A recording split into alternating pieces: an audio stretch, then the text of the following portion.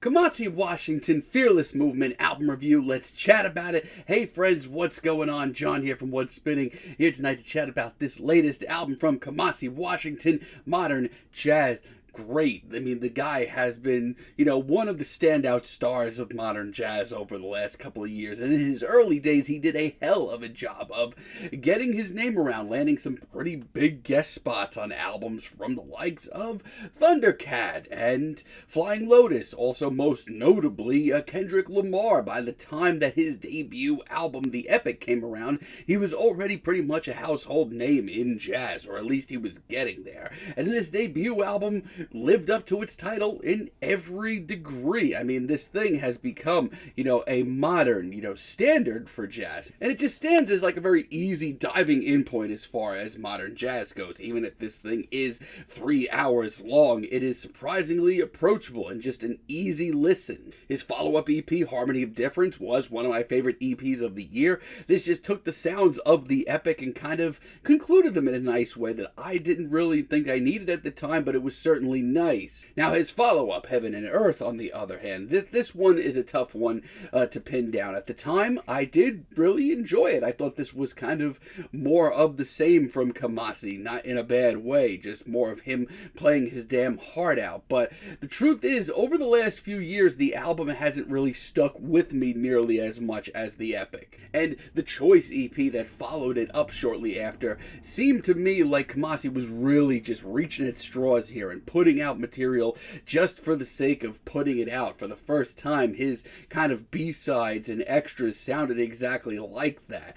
Now, it's been a few years, quite a few years, since we've heard a full-length album from Kamasi, and leading up to this thing, I was really impressed with a lot of the singles. Let's chat about it. Not for nothing, Lesanu, that starts this album off, is a pretty exciting, very thrilling start. And yeah, it's a pretty chaotic start. It's a very heady one, and that's not exactly where I thought this album would start off, but here we are. But it does really pick up nicely and smooths itself out to a very classy modern jazz piece that does what it's supposed to do. It nods to the classic sounds of jazz, but also pushes it forward. And I don't mean that in a bad way. I mean, Kamasi is absolutely a student of jazz's finest, and he pays a lot of great respects to it in his music. This album is no different. Really love the focus on the piano playing on this track as well. Overall, this is a great intro and gets me in the mood to listen to the rest of a Kamasi Washington record. Also, really do love Asha the First. This track has just, a big sound to it. It's just got this big, robust, epic sound to it right off the bat. It sounds like a track that's just an experience waiting to happen, with these big horns playing, gigantic anthemic vocals as well, and also a serious turn towards the funkier side of things, and Kamasi has that pretty much on lock.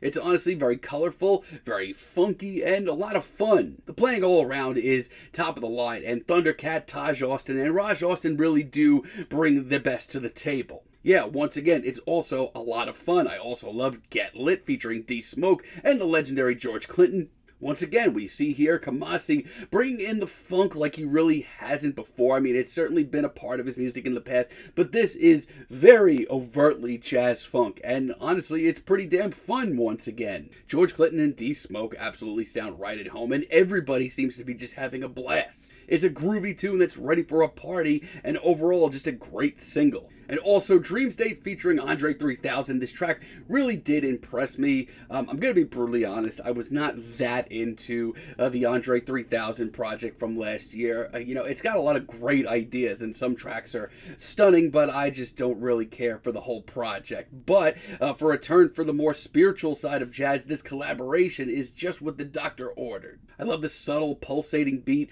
and this just very soulful instrumental that's just out of reach. To me, this is an experience, a reason to tune in, and while it's a long cut, it plays really nicely and it hits your heart.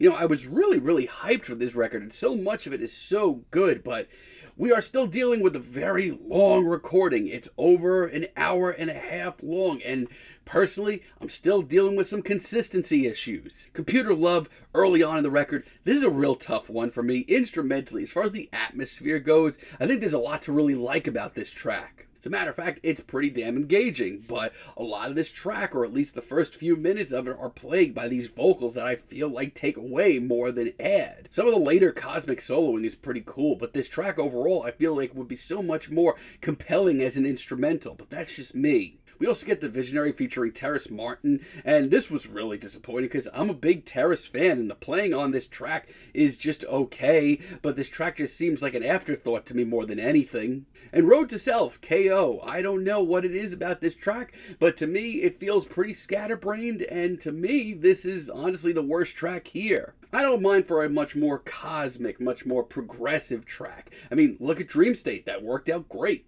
And there are impressive playing moments on this track, but over the 13-minute runtime, I just feel like there's more muddled ideas than actually concise ones. I mean, this track definitely changes genre, shifts moods quite often, but it's not really done in an exciting way. It's a little too bloated for my liking, and Lines in the Sand late in the album is once again just really kind of middle of the road. Instrumentally, once again, this is a very vast, colorful, lush tune with some impeccable textures. But it's bookended by another just kind of average vocal performance that doesn't nearly hit me as hard as some of the other tracks here. And the extended jam that we get, it's actually got some pretty decent playing in it, but I just feel like this could have been, a little bit more focused of a track. Not to mention, with the length of this album, while there's only 3 or 4 tracks here that really catch me off guard and don't really impress me that much, they lead up to probably about half of the album's runtime. But for what it's worth, I still do really enjoy a bulk of this album, like Together, featuring BJ the Chicago Kid, which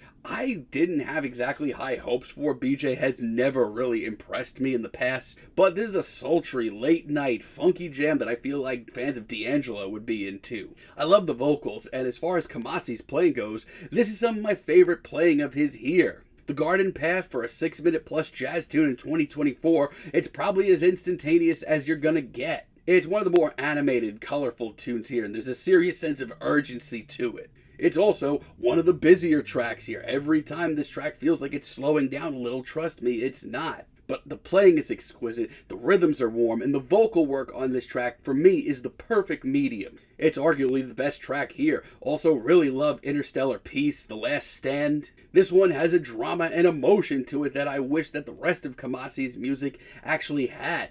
But if we're talking about a sheer beauty stance, this track genuinely brought a tear to my eye. It's probably my favorite deep cut here, and the prologue finale here, if anything, just feels like it's just getting started more than ending off this album, but that's not a bad thing. It's busy and it's fast-paced, but it's also one of the most focused cuts here. Every passing moment about this track just has so much heart and passion, A+. It just feels like one more burst of energy in the best way, like Kamasi and his crew just putting so much into this one last blast of great jazz. And it's a really solid finale. Makes me definitely want to hear more. I just wish that I still didn't have these consistency issues. The issue here with this record is, yeah, it's a more concise record, an hour and a half long, but the thing is, when 4 tracks here are kind of bad, and most of them are well over 10 minutes, I can't really do much about that. When the tracks here are bad, they kind of drag a lot.